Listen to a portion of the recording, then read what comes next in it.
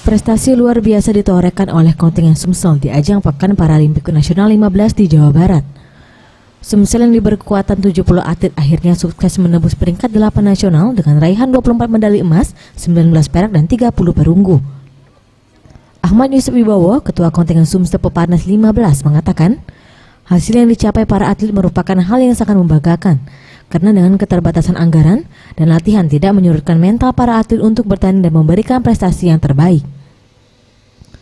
Dari hasil pertandingan di cabur catur, Sumsel berhasil memborong 8 medali emas dari target 3 emas. Dua atlet Sumsel atas nama Jendi Pangabea dan Bejita berhasil menyapu medali emas di nomor renang dan angkat berat serta memecahkan rekor ASEAN Para Games. Kita mendapat 24 emas, 20 perak, 29 perunggu.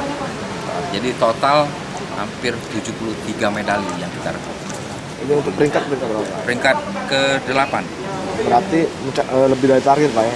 Ya, mencapai target lah. Kita 6 sampai 8. Jadi harapan kita kemarin secara optimis medali itu 31 emas.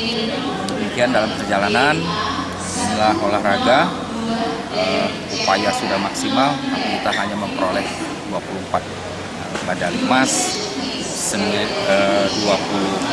medali perak, 29 medali perunggu.